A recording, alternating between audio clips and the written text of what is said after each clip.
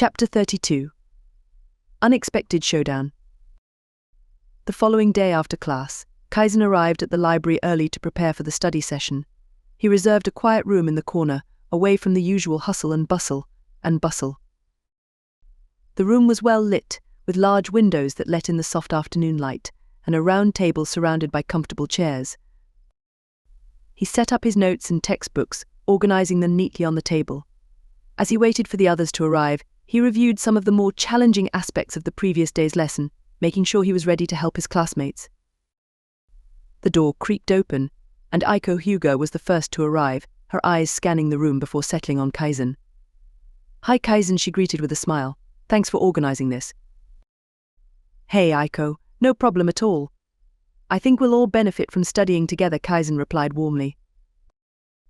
Aiko took a seat across from Kaizen, pulling out her own notes and textbooks. "I have to admit, I'm struggling a bit with the latest lesson. I hope you can help me make sense of it." Kaizen grinned. "Of course. I'll do my best to explain it in a way that doesn't put you to sleep like Hiroshi-sensei's lectures." Aiko laughed. "That's a tall order, but I have faith in you." The door creaked open again, and Hiroto Uchiha and Rina Morioka entered, followed by Ryu Yamanari, Taro Akimichi, and a few others. The room gradually filled with the sounds of greetings and the rustle of papers being laid out. Hiroto gave Kaizen a nod. "Thanks for setting this up, Kaizen. I could use the extra practice." "No problem, Hiroto.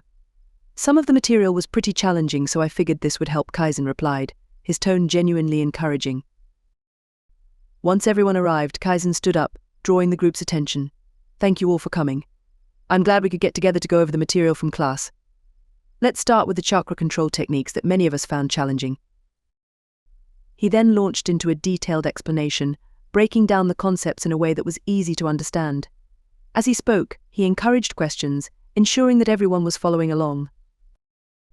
Aiko chimed in with her own insights, adding to Kaizen's explanations and providing examples from her own experience.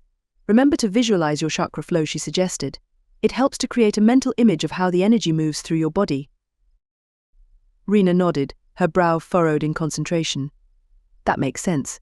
I've been struggling with that visualization part." Kaizen smiled, appreciating the collaborative effort. "Exactly. Let's practice a few exercises to reinforce the concept." The group worked through the exercises together, with Kaizen and Aiko offering guidance and tips. Ryu, initially hesitant, gradually became more confident as he received positive feedback and encouragement. Taro, who had been quiet at first, began to open up, sharing his own difficulties and asking more questions. Hiroto added his own perspectives, occasionally sparking friendly debates about the best techniques. The room was filled with a sense of collective effort, each student contributing to the shared goal of improvement. As the session drew to a close, Kaizen stood up again. "Great work, everyone.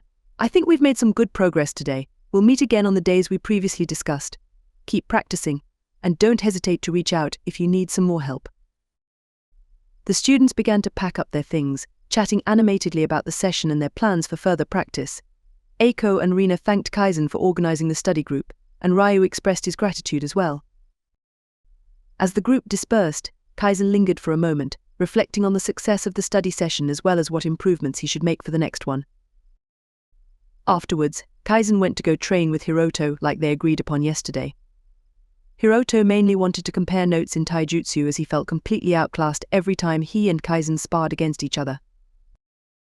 Kaizen helped him while also asking the occasional question about his Sharingan, phrasing it in such a way that he would appear to be helping Hiroto find ways to utilize it more efficiently. Overall, the explanation of the Sharingan appeared to be more or less the same as he remembered reading about, at least for the single tomo version. Something that caught his attention, however, was its inability to copy or memorize things.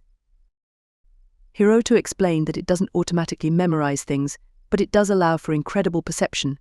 It also allows him to retain the memory of the movements for a short period of time, replaying it in his mind. So, in theory, if one is talented enough, the Sharingan would be a very useful tool in helping someone memorize information or techniques. Interesting, so the Eye of Insight still retains its incredible perceptive abilities, but it isn't so broken that it gives the user a photographic memory. The user must have the appropriate skill to make the most of its abilities. It makes sense. otherwise Hiroto should be making 100s on exams.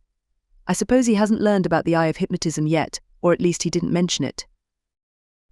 After some time of sparring with Hiroto and pointing out his mistakes, they parted ways as Kaizen then made his way to his favorite training ground, a more secluded area nestled within a small grove of trees on the outskirts of the academy. The serenity of the location provided the perfect environment for him to focus on his training. The soft rustling of leaves in the breeze and the distant chirping of birds created a calming backdrop. He dropped his bag at the base of a tree and began his warm-up exercises, feeling the tension in his muscles gradually ease. Kaizen moved through his basic training routine, no longer feeling the effects of his prior injuries. As he transitioned into more complex exercises, he heard footsteps approaching. Turning, he saw Rina Morioka standing at the edge of the grove, her expression a mix of curiosity and determination. Her hair, tied back in a practical ponytail, caught the light, and her eyes reflected her focus.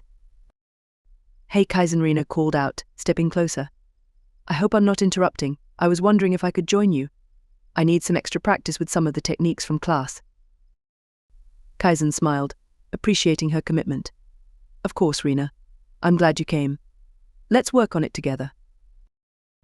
They spent the next half an hour practicing side by side, Kaizen offering tips and corrections as Rina worked through various techniques. Her work ethic was evident, and she quickly absorbed Kaizen's feedback, her movements becoming more confident and controlled. "That's it," Kaizen encouraged, watching as Rina executed a more difficult maneuver flawlessly. "You're getting the hang of it." Rina beamed, a light sheen of sweat on her forehead. "Thanks, Kaizen. Your advice really helped." As they continued their training, Eiko Hyuga appeared, drawn by the sounds of their practice. "Mind if I join in?" she asked, a friendly smile on her face. "I could use some extra training too." "Absolutely," Kaizen replied, welcoming her into the fold.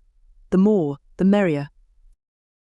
The three of them trained together, their synergy growing as they supported and challenged one another. Kaizen found that teaching and training with his peers not only helped them but also reinforced his own understanding of the concepts discussed in class. As the sun began to set, casting long shadows across the grove, they paused to catch their breath. The air was cooler now, and the scent of evening dew was beginning to fill the air. "Thank you both for joining me," Kaizen said, looking at Rina and Eiko. "I should be thanking you," Rina said, grinning. "I feel like I've learned more in the past hour than I have in the last week of classes." Eiko nodded in agreement. "Seriously, Kaizen, you're a natural teacher. Have you ever considered becoming an instructor?" Kaizen chuckled, shaking his head. "Me? An instructor? I don't know about that. I'm just happy to help where I can." "Don't sell yourself short," Rina insisted. "You've got a gift for this. I bet you could give our current instructors a run for their money." "Yeah, and then he'd have to deal with all of us as students," Eiko teased. Poor Kaizen would never get a moment's peace. Kaizen laughed, holding up his hands in mock surrender. "Yeah, I'll stick to being a student for now. I wouldn't want to miss out on the fun." "And here I thought you were just afraid of a little competition," Rina retorted, rolling her eyes playfully. "Competition? From you two?" Kaizen scoffed jokingly, a mischievous glint in his eye. "Please, I could take you both on with one hand tied behind my back." Eiko raised an eyebrow, a smirk tugging at the corner of her mouth. "Is that so? Care to put your money where your mouth is, hotshot?" Rather than speaking further, Kaizen adopted his friendly smile as he put one of his hands behind his back and got into a fighting stance. Rina's eyes widened, a mix of surprise and amusement dancing across her features. "Oh, you are so on, Kaizen. Prepare to eat your words." Eiko cracked her knuckles, a wicked grin spreading across her face.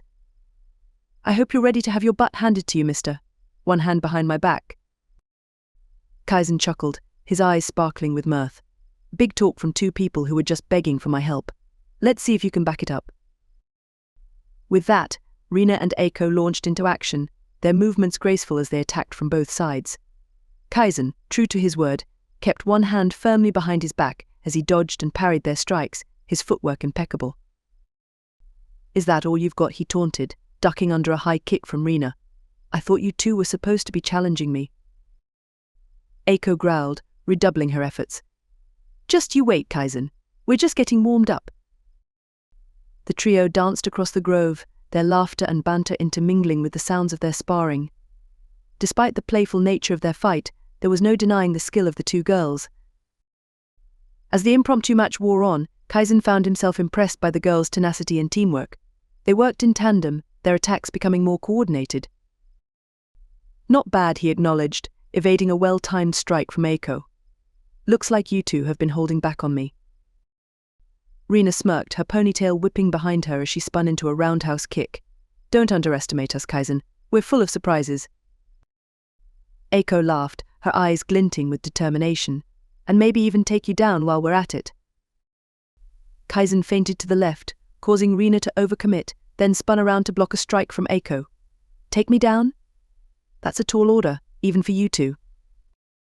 We'll see about that, Eiko retorted, redoubling her efforts. You can't keep this up forever, Kaizen. Watch me, he shot back, his grin never wavering.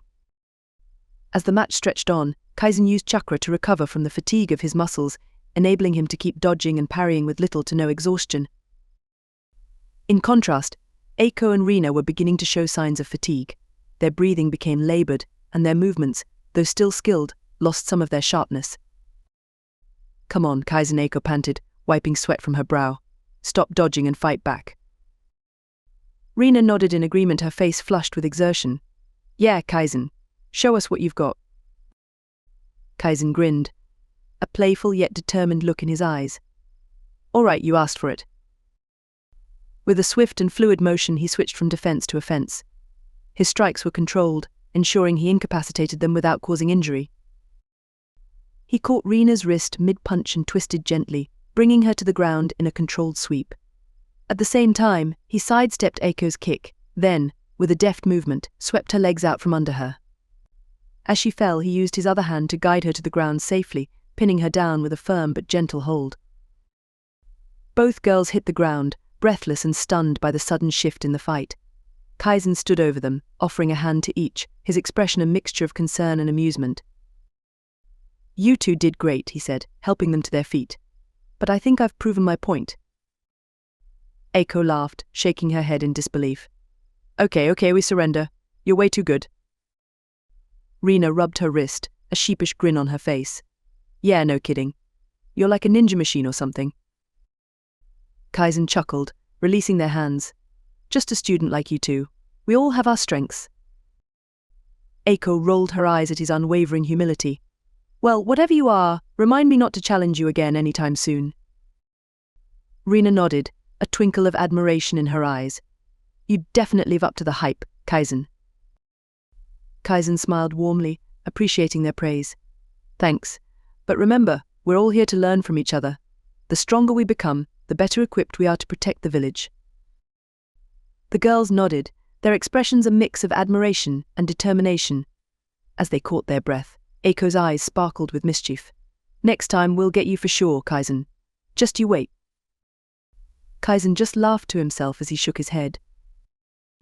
You know, Rina said thoughtfully, maybe you really should consider becoming an instructor someday, Kaizen. You are very helpful. Maybe one day.